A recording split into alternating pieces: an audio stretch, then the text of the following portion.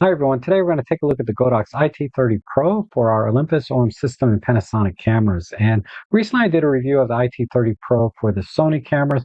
However, I really felt like the IT30 Pro deserved a dedicated review on how they perform on our Olympus and OM system cameras. And the reason I wanted to do this is because our OM system cameras can do things with flash that these other camera systems cannot. Specifically, you can use flash in silent shutter mode or electronic shutter. You can use flash for focus bracketing, in-camera focus stacking, in high-res shot mode. And Flash can make a tremendous difference in the kind of photographies where you would use these modes, such as macro photography and product photography. So first I want to go over some of the basic features of this flash. As you can see, it's very compact, lightweight, and small. So it comes in at about 120 grams. So it makes it very easy to travel with, put into your bag. You can even put it in your shirt pocket. And when it's on the camera, you can hardly feel it at all. So here's how it looks on my own one. As you can see, although it does have a presence, it doesn't add any bulk or weight, and it's very well balanced.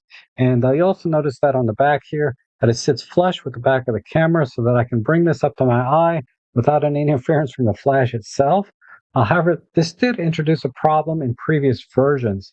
What used to happen is when people brought this up to their eye and their forehead happened to touch the screen, the settings would change. So you could lock the screen by touching and holding it for 2 seconds, and then you'll get this lock notice so that now I can't change any of the settings, and then this won't be any problem. However, to unlock the screen, all you have to do is push and hold the screen for 2 seconds to unlock it. And as you know, many of us hold the camera up to our eye a lot of times for more than 2 seconds, and then the settings would be changed. And this was sort of the problem people were having. So there's been a firmware update for previous versions, but this one now comes straight out of the box with this update, so you don't have to worry about it. All you do is you just push and hold the set button now to unlock it. And now I can change the settings if I want, like this. And then to lock it again, I just swipe down and then hit the lock icon here, and now the screen is locked again. So it's a great solution to a problem that people are having. It's nice to see Godox was listening to their customers and responded very quickly to that issue. Now the flash is fully TTL compatible, so if you just want to run in full auto mode with the flash, you can do that. Of course, we have full manual mode where you can set the power from 1/128th all the way up to full power and thirds of a stop. We also have a multi-strobic mode. Now, a couple other things I want to mention is that the flash uses an internal lithium-ion battery, so you get over 500 full power flashes with faster recycle times of 1.5 seconds. We have a USB-C port here so that we can charge the battery and also do firmware updates. And then over here we have a normal and diffuse mode or wide angle mode. And you'll notice it's just a physical movement of a little diffuser inside the flash. I recommend you don't use that because all it really does is lowers the flash power by about a stop. And also I noticed the color shift. So just don't use that mode, just use it in normal mode. As you can see in this picture here, you can see it really doesn't do anything. Also, we can use this flash off camera 3 different ways. First, we have an optical trigger here so that we can use this in S1 and S2 modes off camera.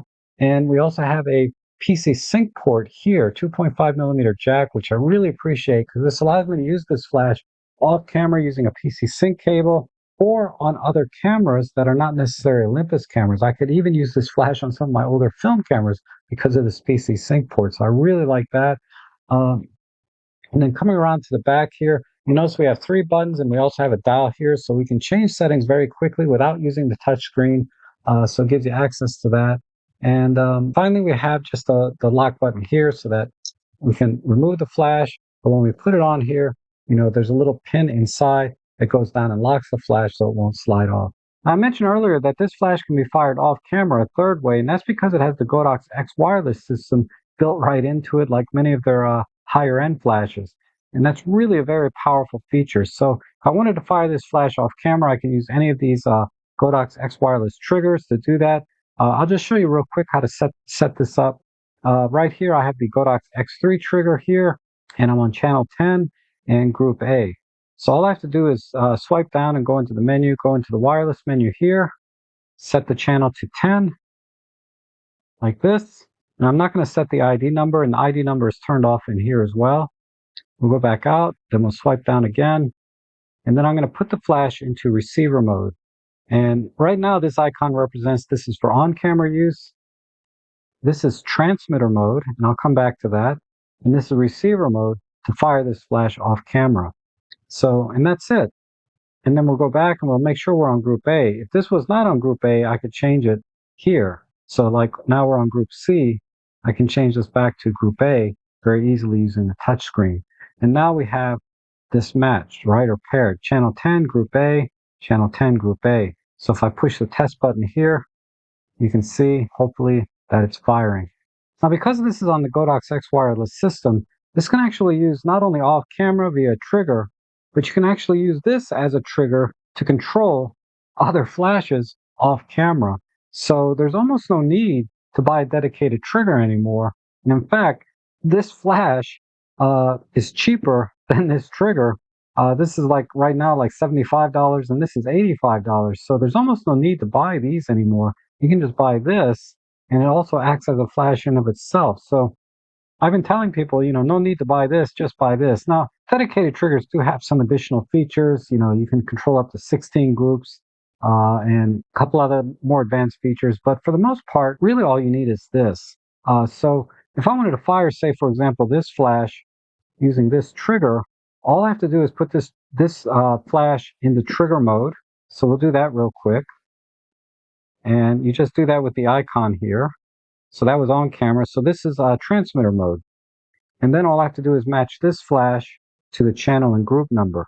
So the way I do that is I just go into the menu here, go into the wireless settings, change this to channel 10, go back out, and then put it into receiver mode.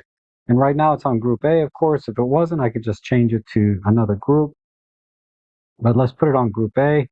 And then I should be able to fire this flash. I just need a little bit of distance here. And we'll do a test shot. And hopefully you can see that. Maybe not if it's firing, but you can certainly see I can control the power just by using the touch screen. So if you're thinking about buying one of these triggers to control your flash off camera, you may not need to. Maybe all you need is this, because this is actually cheaper than both of these. And it really has almost all the same functionality. Unless you need to control more than 3 groups of flashes, you can get away with this. Also, I didn't show it, but you can also automatically sync, say, this flash with this flash using a one-touch sync button. But honestly, it's not that hard to just set the channel and group number anyway. All right, now let's talk about how this flash performs with the computational features of our Olympus and OM system cameras, specifically the high-res shot mode, focus bracketing, and in-camera focus stacking. All right, so first let's look at high-res shot mode. So we'll go into the menu and turn high-res shot mode on. And this is where we run into the first limitation, and that's the fault of the camera and not the flash itself. We can only use tripod high-res shot mode and not handheld high-res shot mode, because you'll notice down here it says flash is disabled. So we can use high-res shot mode in tripod mode. And then down here we have some additional settings. And basically the way it works is the camera takes like 6 or 8 pictures, stacks them together to create the high-resolution image. And then for each image that it takes, it can fire the flash. So down here we have a charge time setting.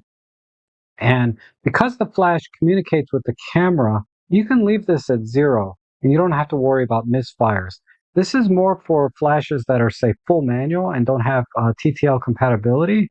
Then you probably want to set this charge time to at least 0.1 seconds for most manual flashes. If you're going to set the flash power to higher than 1/32, I'd recommend 1 or 2 seconds charge time so that you don't get any misfires. But with this flash, you can leave that set to 0. And then the other kind of glitch in this is that you cannot use TTL mode with high-res shot mode. You have to set the flash power manually. And again, you can set this to anything you want. You don't have to worry about recycle times. But if you put it into TTL mode, the camera is going to misfire and overexpose the image. It doesn't work at all. So just use the flash in manual mode. So you have to figure out your exposure before you start taking the high-res images. But aside from that, it works great. I can take high-res shot mode and tripod mode, no problem with this flash, with no misfires. All right, now let's look at focus stacking mode. So we'll go into this, turn focus stacking on, and then we can set our number of shots up to 15, and then our focus differential between 1 and 10. And we also have the charge time, and again, you can leave this set to 0. The camera communicates with the flash, so you don't have to worry about it misfires. All right, now let's look at focus bracketing. And unlike focus stacking in high-res shot mode, the camera's not combining any images. So we'll go ahead and turn this on, and we can set this up to 999 shots. In practice, I typically don't do more than 200, but you can set this as high as you want. And then the focus differential, of course, and then the charge time. Again, you don't really have to worry about that with this flash. All right, and also, you don't want the flash to be in multi-strobic mode because multi-strobic mode is limited to full stop increments, and you can only go up to 1/4 power. So go ahead and put the flash into manual mode, and then you can make the adjustments in thirds of a stop all the way up to full power. All right, so the question now is let's say you set your focus bracketing to 999 frames. How many frames can the camera capture consecutively before it starts to slow down, either due to recycling or overheating? And what I found is if I had the flash power set to 1/16, it slowed down logically after about the 15th frame before it slowed down and had to recycle a little bit. But then it captured another 14 frames consecutively very fast before it slowed down for a couple of frames. And then it captured another 10 or 12.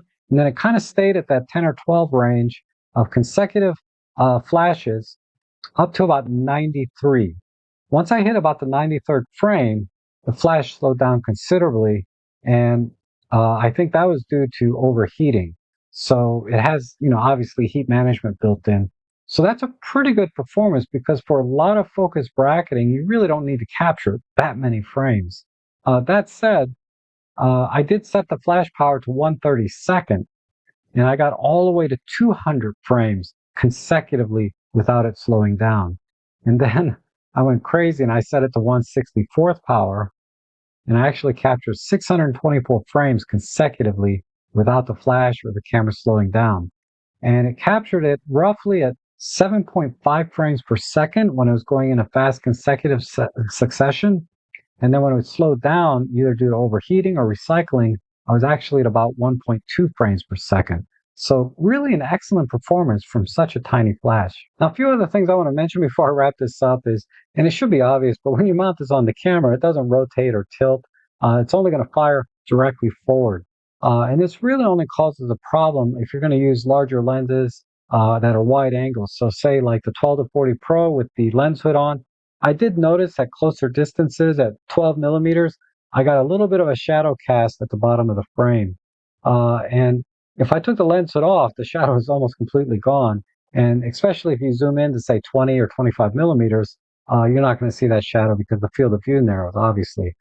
So keep that in mind. Godox has addressed this issue by creating a riser. It wasn't available at the time they sent me this one, but I can show you. I have a generic one here.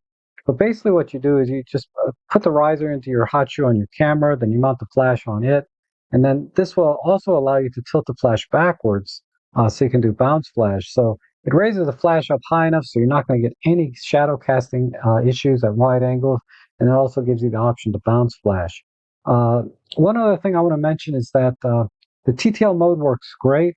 I had perfect exposures when I was using the flash on camera. When I was using the flash off camera, and this was a big problem with the Sony, and that's true for a lot of flashes. But off camera, the TTL was almost perfect. It was about a third of a stop darker than when I was using it on camera. So if you're going to use the flash off camera in TTL mode, just dial in plus 0.3 exposure comp, and you'll be perfectly fine. You'll get matching exposures that way. And then one last tip I'll give you, and that's related to white balance, and that is don't use the auto white balance or flash white balance settings in the camera. You want to set a custom white balance of 6400 Kelvin, and that'll give you almost perfect white balance straight out of camera when you use this flash. So in summary, I think this is a great flash for OM System and Olympus users because you can use it with the computational modes with a few workarounds that I showed you. It's a great replacement for the old FLM3, either because you lost it or your camera didn't come with it, or even worse, it's no longer supported like on the OM5 Mark II. This makes a great upgrade. So that's all I have for today. Thank you so much for watching, and I hope to see you again soon.